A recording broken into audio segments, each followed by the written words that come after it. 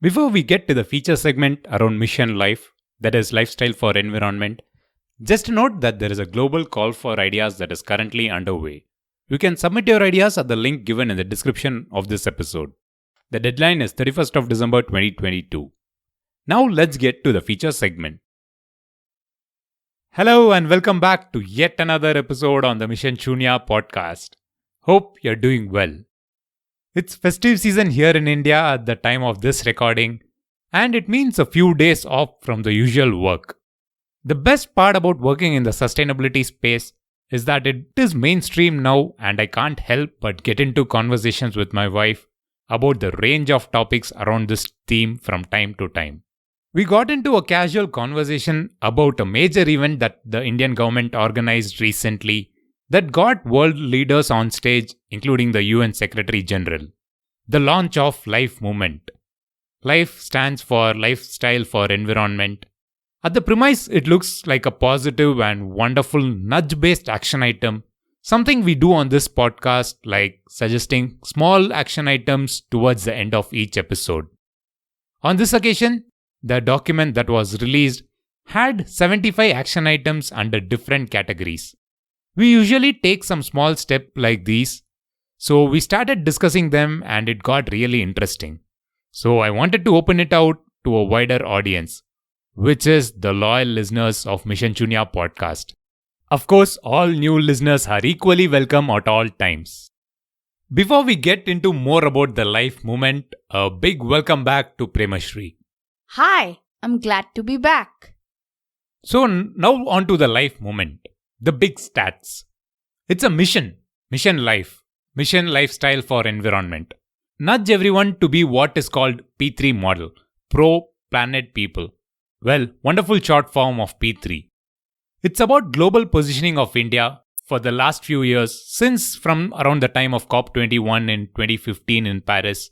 The Indian government has been positioning to be a global leader in climate action, largely building on the ancient Indian text which has lines like, "Those who protect nature, nature protects them," etc. Mission LiFE aims at following a three-pronged strategy for changing our collective approach towards sustainability. First, by nudging individuals to practice simple yet effective environment-friendly actions in their daily lives. That is the demand side of things. Second is by enabling industries and markets to respond swiftly to the changing demand by nudging them. That is on the supply side. And finally is to go to the top level and influence government and industrial policy to support both sustainable consumption and production. The period for this mission is between 2022 to 2028, and the target audience is about 1 billion as a minimum, majorly in India, but the objectives and action items appeals to a wider global audience, and hence a global leadership community was invited for the launch. This entire LiFE movement is being branded as a global one, and as we run past the major action items, you will understand why it is likely to appeal to a wider global audience as much as in India. So by and large, we know that our consumer mindset is one of the reasons for the overall problem around increased carbon emissions. True. According to the United Nations Environment Programme, even if 1 billion out of 8 billion people worldwide adopt environment-friendly behaviors in their daily lives, I think global carbon emissions could drop up to 20%, right? Yes, in fact, as the report released as part of the LiFE program suggests, significant cost savings in multiples of hundreds of billions by 2030 is possible if principles around the circular economy are followed. An interesting part of the launch was the listing of the 75 action items across 7 categories, which we are going to discuss in detail. Yes, the list is very simple if you read it line by line. It feels like very simple and you could probably be feeling to hit all the 75 of them. So that's the best part of this list. So let's start with energy, a topic that is of significant interest to you. Well, yes, energy is of great interest to me, and simple action items like the ones we have mentioned earlier in the podcast, like replacing existing bulbs with LEDs, setting the AC temperatures to 24 degrees Celsius, using pressure cooking appliances, etc. are listed in the document. Mentioning about ACs, unfortunately, even in large office spaces, this is not followed, mostly because of poorly designed and built central cooling systems, which result in poor airflow in large office spaces, thereby a need to keep the temperatures below 24 degrees Celsius, which is not good in terms of energy efficiency. The list under energy also suggests use of EVs. Yes, we again advocate the use of EVs regularly, and in fact, we did speak about it in detail in an earlier episode about how we went around the decision of buying an electric vehicle. Well, that's an interesting topic in itself, so we will leave it to the audience to listen to the entire conversation directly on episode 84. By the way, that was at 1000 miles, but we are close to 3000 miles now, and we have absolutely no issues with it. That's true. There is also an action point in the energy section around defrosting fridge and freezer regularly. We had issues with the refrigerator recently, right? Oh yes, we had. Although our refrigerator is a frost-free model, which technically means we don't have to do the regular defrosting, which is cleaning the fridge up and keeping it open for a period of about 1 day. Ours is a 5-year-old product, and I suddenly noticed the cooling, or rather the time to cool, increase, which directly means significant energy consumption. So I did some search and called up the service, and they did suggest I try the defrost method.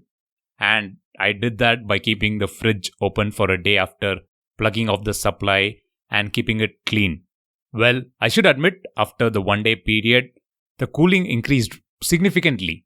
I mean, it did feel like the fridge was working perfectly well, like the first time we purchased it. So it's actually a good practice to do that for all types of refrigerator frequently. In worst case, at least try doing it for once a year. Well, we should also talk about points in the list that we don't do, right?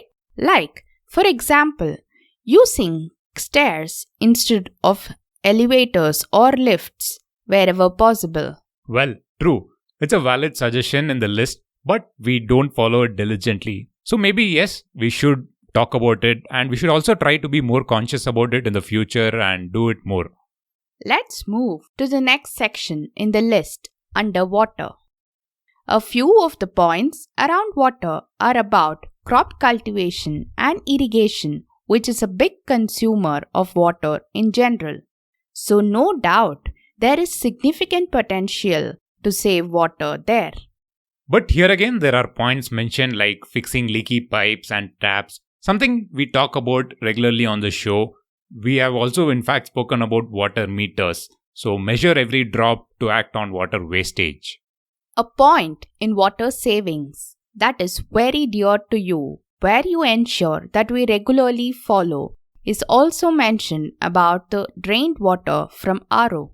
Well, yes, I make it a point to ensure that everyone follows the principle of using a pot or a container to collect the drained water whenever we switch on the reverse osmosis based water purifier. Well, of course, there are positives about the RO based purifiers, but one big negative is the excess water to be drained. Nearly one portion of water is drained for every one portion of water that is purified. So we usually collect the water and use it for cleaning, etc. The third section is around plastics, particularly single-use plastics. Suggestions like using cloth bags instead of plastic is something we practice. Well, plastics again is a topic that we have covered in varied depths across a few episodes on this channel, and India is one of the few large global economies to actively ban the use of single-use plastics from earlier in 2022. Plastics for packaging is a big issue, and glad to see that as an active suggestion to look for alternatives for that. Well, technically replacing plastics in packaging is a very crucial action item, but unfortunately it is not entirely replaceable at this point. Plastics do serve a good purpose in packaging, especially the food and other perishable items. It gives it a long life and helps it reach a wider community. Well, talking of non-biodegradable items in the list like plastics, there is an alternative that is suggested, which I think you are better positioned to answer. That is, the use of menstrual cups instead of sanitary napkins. Is it a viable option? Use of plastics for sanitary napkins is a big challenge, and there are alternatives like the menstrual cup that I've started to use. Well, it's a very good alternative. It preserves the hygiene, and yes, there is initial discomfort and it takes some getting used to. But finding comfortable alternatives to this, and even baby diapers, will be of significant value if we have to solve this problem around non-biodegradable. The next subsection in the list of action item lists about 6 actionable items under adopting sustainable food systems, like the use of millets. Millets are again good in a way that it consumes less water for cultivation and is a less energy intensive crop. Again, you are a patron of millets too. Yes, I started with millets because of the dietary side of things.